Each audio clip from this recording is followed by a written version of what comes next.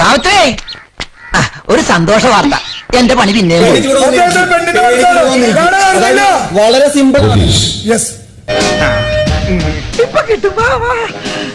ഒരാൾ സംസാരിക്കുമ്പോൾ അവർക്ക് അവസരം കൊടുക്കൂ. ഇടയ്ക്കേറി സംസാരിക്കരുത്. അത് ക്ഷമയില്ലാത്തവരുടെ ലക്ഷണമാണ്. ഭൂമിയോളം ക്ഷമ വേണ്ട ഒരു ജോലി ചെയ്യാനാണ് നിങ്ങൾ വന്നിരിക്കുന്നത്. നിങ്ങൾക്ക് തോന്നുന്ന പോലെ ഇവിടെ സംസാരിക്കാൻ പറ്റില്ല.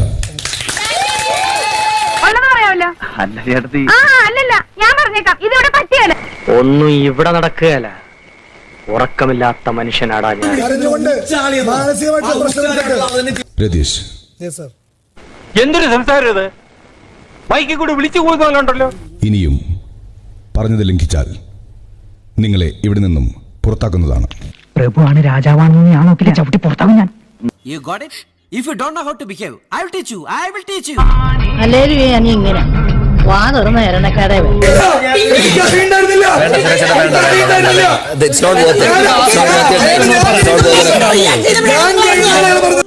ആരെ കാണിക്കാനാണ് ഈ പ്രകടനം? എല്ലാവരും ഇരിക്കുക. ഞാൻ സഹിച്ചേ, പക്ഷെ കഷ്ടപ്പെട്ട് ബുദ്ധിമുട്ടി നോക്കിയതാ. ഇവിടെ ഓളിയം വേണം. എല്ലാവരും ഇരിക്കുക.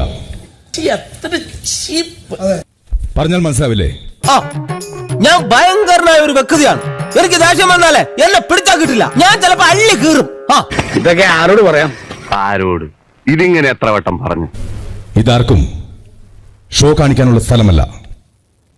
ഇതൊരു നോമിനേഷനാണ്. ഷോ കാണിച്ചോലെ കേട്ടോ.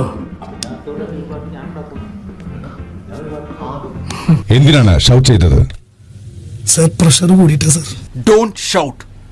ആൾക്കാർ കേൾക്കും. ഇല്ലാത്ത കാര്യങ്ങൾ എന്റെ തലയിൽ ഇട്ട് തരുമ്പോൾ ഞാൻ എങ്ങനെ പ്രതികരിക്കണം സാർ?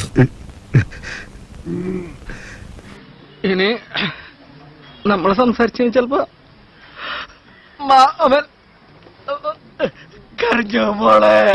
Yes sir. ഇത് കൺഫ്യൂഷൻ റൂമാണ്. നിങ്ങളുടെ നാടകം ഇവിടെ ആവശ്യമില്ല. ഓക്കെ. അത് മുതലാളിക്ക് എങ്ങനെ മനസ്സിലായി? എന്റെ മൊത്തത്തിലുള്ള സെറ്റപ്പ് എന്തായാലും അറിയാം. മര്യാദയുടെ രീതിയിൽ വീട്ടിൽ തുടരാമെങ്കിൽ നിങ്ങൾക്ക് അകത്തേക്ക് പോകാം. എന്നോട് കളിച്ചാൽ കളി പഠിപ്പിക്കുമെന്ന് ഇപ്പം മനസ്സിലായില്ലേ? അനുവദിച്ചാൽ വലിയ. രതീഷ്, പോകാം.